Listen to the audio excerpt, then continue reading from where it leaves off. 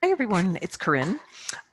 Welcome to episode 2 of Mindset Mondays, which is a little video series that I'm going to be running at least in December and January until the new year gets going. And then we'll see if I have the energy and if you guys have the enthusiasm to keep it going. But we'll do it for the next month or two at least. So today's topic, as you probably saw on the title slide, is how to persevere when things feel hard in your freelance business. And I thought about this topic, especially because this is a time of year, I think, over the holidays that tends to be both exciting and stressful for a lot of people. And when translation work can be slow, or it could be crazy, but when some translation work can be slow because your clients are sort of winding down toward the end of the year, or they take long periods of time off if you work with European clients, stuff like that. So here are a few ideas. I didn't count them up because I kept adding ideas. So I'm not going to say 3 tips or whatever, because I actually don't. I wrote them on a little Post-it note, but I actually don't remember how many I have because I kept adding. Here we go. Some ideas for things to do, what to do when things feel hard in your freelance business. Number 1, ask yourself, is what I'm feeling based in reality?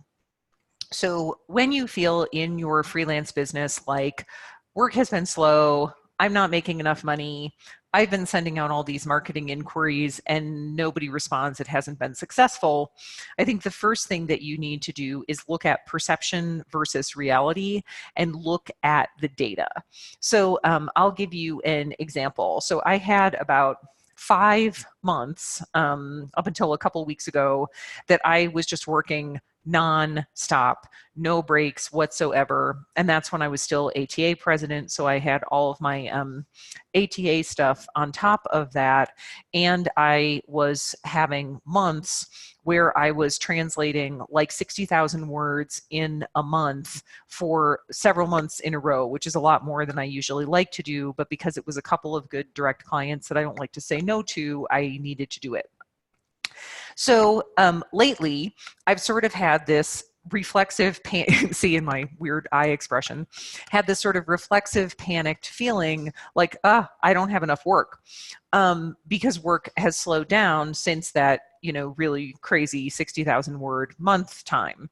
But what I first did is look at the data. I have actually made more money so far this year than I did in all of last year. So even if I stopped working now, generated no income until December 31st, I still would have made more money than I did last year. So that's what I mean about perception versus reality. Or for example, if you feel that you've done a lot of marketing and it hasn't worked out, keep a contact spreadsheet and force yourself to look at, what do I mean by a lot of marketing?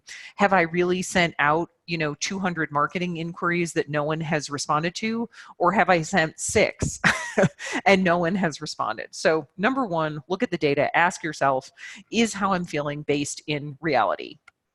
Number 2, think about, what about this situation can I control? So sometimes when things feel hard in your freelance business, it is something that you can't control. So for example, if you get, let's say you get negative feedback on a translation, that's something that's very stressful for a lot of people. One thing that you can't control is that the translation is already done, right? The toothpaste, as we say in US English, the toothpaste is out of the tube. Already, can't take that translation back.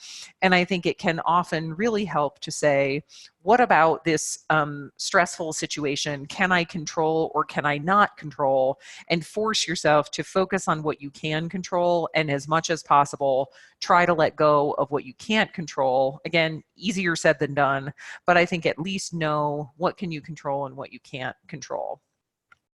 Number 3, make sure that you are taking the shreds of truth from both the positive feedback and negative feedback that you get.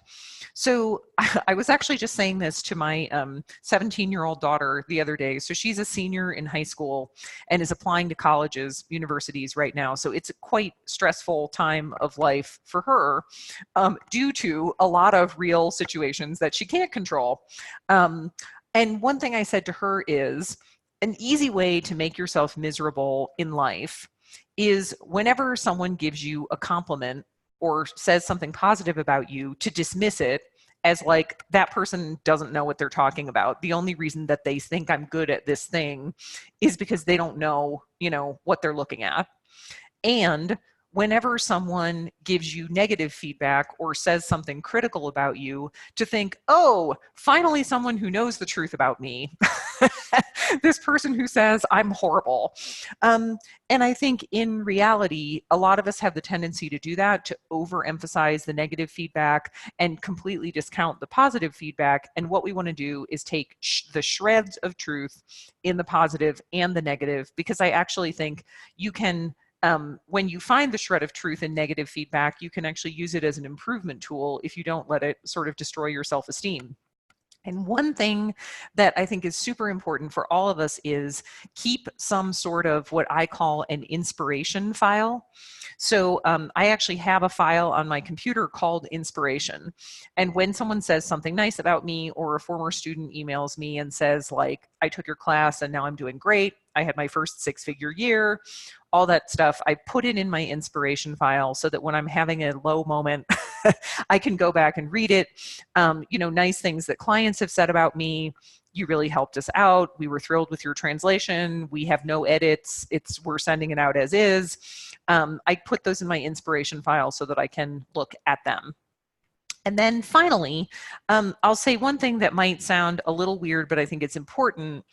Always have an endpoint or exit when you're experiencing a negative situation. So here's an example. When I run new online courses, I always have, at least in my head, an idea of how successful that course needs to be in order to run again.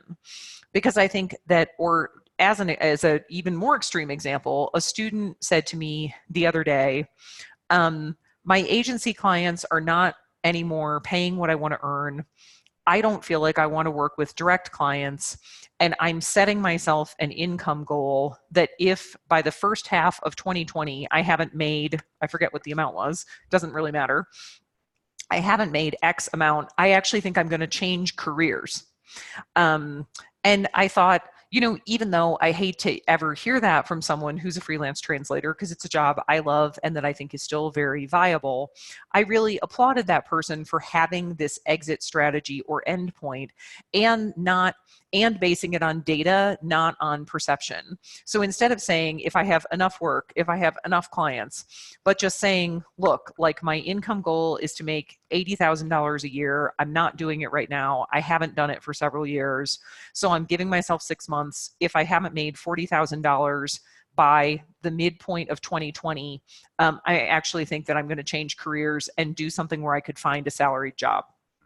Okay, so like my, sort of minimalist example with online courses being that I feel like it's important to not keep, throwing good time after bad, for lack of a better way to put it, and say, if this class, I will run this class once, but if it doesn't get 6 people that time, we're not going to do it again.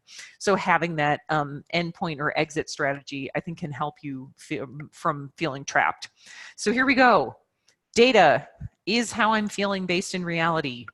2, what can I control? 3, take the truth from the positive and the negative, keep an inspiration file. 4, have an exit strategy.